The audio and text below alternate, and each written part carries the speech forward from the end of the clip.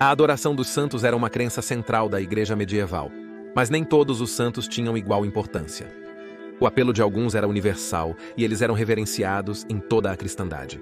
Comumente estabelecidos cedo, eram frequentemente figuras bíblicas como São João Batista ou São Paulo, martirizados durante o domínio romano. Mas no extremo oposto da escala, também havia os santos pouco conhecidos, ligados a cultos locais. Vamos viajar de volta no tempo e dar uma olhada em alguns adoradores de santos que estavam em desacordo uns com os outros. Crianças martirizadas, assassinadas e estranhas relíquias do culto medieval aos santos. Bem-vindo à loucura medieval.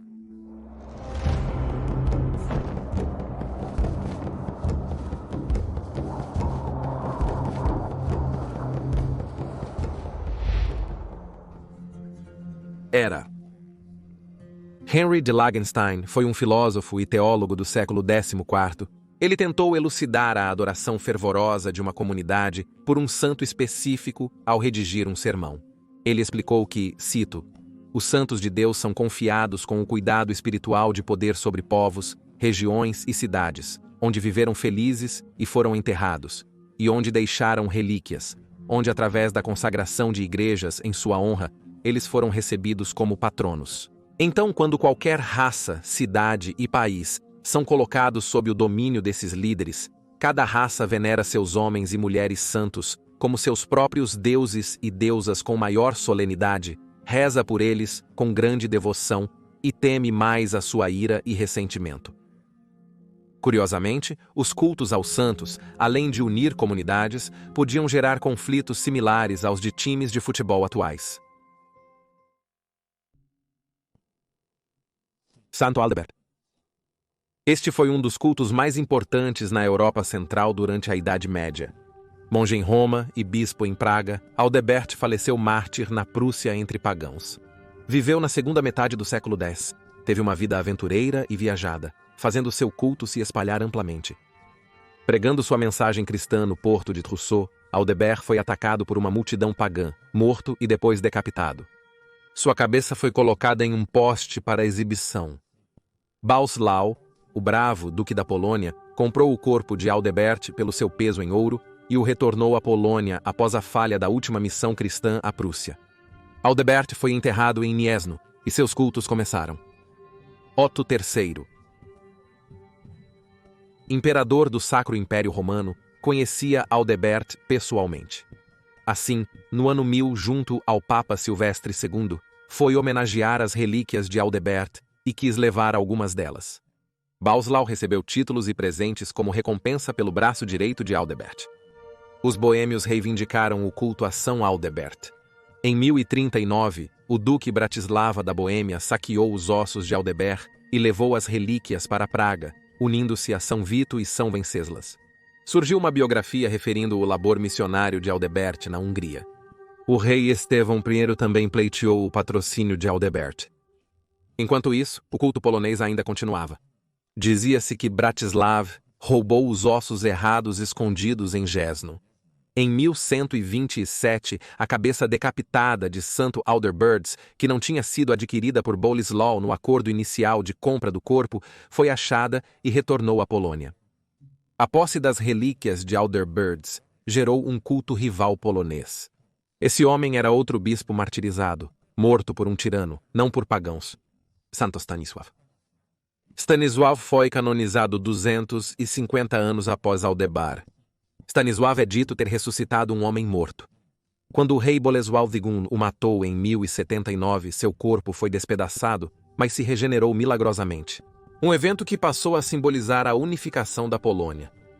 Eventualmente, Stanisław venceu a guerra dos dois bispos santos, tornando-se o mais dominante, embora ambos os homens sejam reconhecidos como santos padroeiros da Polônia hoje. Cultos pouco conhecidos. Havia 3 mulheres que eram particularmente importantes para o povo de Peterborough, na Inglaterra, e nos arredores de Fenlands, durante a Idade Média. Kimburger, Kingsweed e Tiber eram venerados em sua região natal devido à ligação com a abadia de Peterborough, mas provavelmente eram desconhecidos fora dela. Todas as 3 mulheres eram membros da família real merciana, Kimburger e Kingsweder. As filhas do rei Pender de Mercia eram princesas. Supõe-se que Tiber era sua sobrinha. Pender seguiu o caminho do paganismo anglo-saxão. Antigamente, a Inglaterra era dividida em diversos reinos. Em 653, o reino da Nortúmbria, sob um rei cristão, fez paz com a Mércia. Filhos dos dois reis foram unidos em casamentos arranjados. Kenburger e Kenwether se tornaram cristãos, com o acordo de construir e dedicar um mosteiro a São Pedro, Paulo e André. Um mosteiro para monges e freiras foi construído em Castor, no antigo soque de Peterborough. Kenburger tornou-se a primeira abadesa, seguida por sua irmã Kenswither, que também assumiu o cargo e foi sucedida por Tiber. As três foram veneradas como santas, com provas de adoração em calendários e textos litúrgicos, com orientações para celebrar seus dias festivos. Embora as relíquias das três mulheres tenham sido perdidas durante a Reforma, uma capela dedicada a todas as três santas do século VII ainda pode ser visitada na Catedral de Peterborough.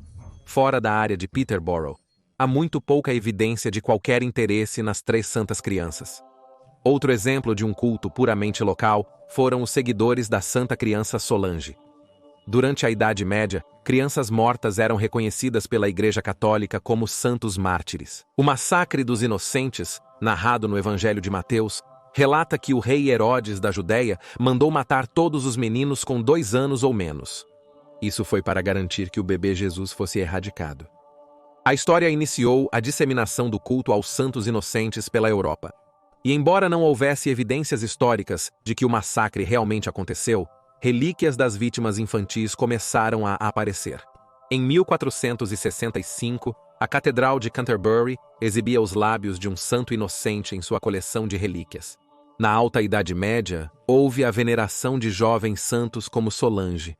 Ela era uma pastora que viveu e morreu no século IX e é venerada como uma santa católica e uma kefalofore.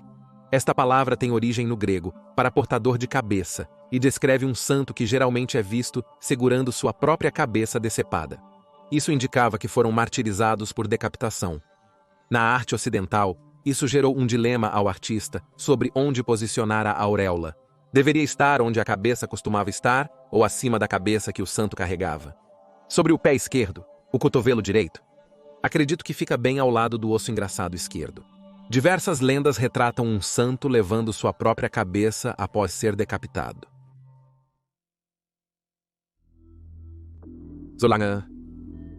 Solange nasceu pobre em Littemont-les-Bourges, capital da província de Cher, França. Filha de cristãos devotos, Solange teve sua virgindade consagrada aos 7 anos durante um rito litúrgico realizado por um bispo. Isso implicava que ela viveria como noiva de Cristo e virgem, futuramente ingressando em um convento ou servindo à igreja de outra forma. Acreditava-se que a simples presença de Solange curaria doentes e exorcizaria demônios. O filho do conde de Poitiers tornou-se obcecado pela beleza e popularidade de Solange. Ele foi conversar com ela quando cuidava das ovelhas, mas foi rejeitado e discutiram. Incapaz de aceitar a rejeição de Solange, ele decidiu raptá-la. Ele foi e a levou à força uma noite. Ao cruzar um riacho, Solange tentou se soltar e caiu do cavalo. Seu sequestrador ficou tão enfurecido que a decapitou com sua espada. Milagrosamente, sua cabeça decepada pareceu rezar o nome de Jesus 3 vezes. Ela se levantou, pegou sua própria cabeça e, carregando-a, caminhou até a igreja de São Martinho antes de finalmente se deitar e morrer lá. Um culto surgiu imediatamente em torno de Solange. Começaram a atribuir as curas milagrosas à sua intervenção. Em 1281, a igreja de São Martinho homenageou Santa Solange com um altar e passou a se autodenominar Igreja de Santa Solange. O campo próximo onde ela havia orado se tornou o Campo de Santa Solange. Até a vila mudou seu nome em veneração à sua padroeira, e é a única comuna na França a usar seu nome, e seu culto é restrito àquela área. Durante momentos de trauma e preocupação, os habitantes de Bourges realizavam uma grande procissão com o caixão que carregava a cabeça de Solange na frente, pedindo sua proteção contra a seca. Ela é reconhecida como a santa padroeira dos pastores e vítimas de estupro. Santa Serafina.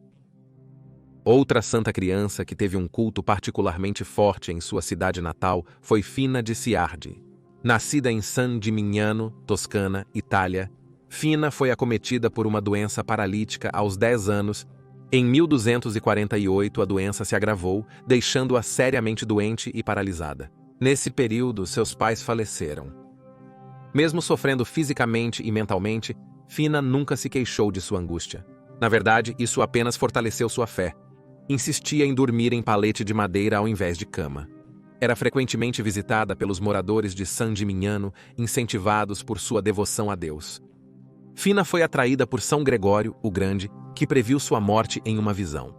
Como previsto por Gregório, Fina morreu em 12 de março de 1253, após 5 anos de dor e doença.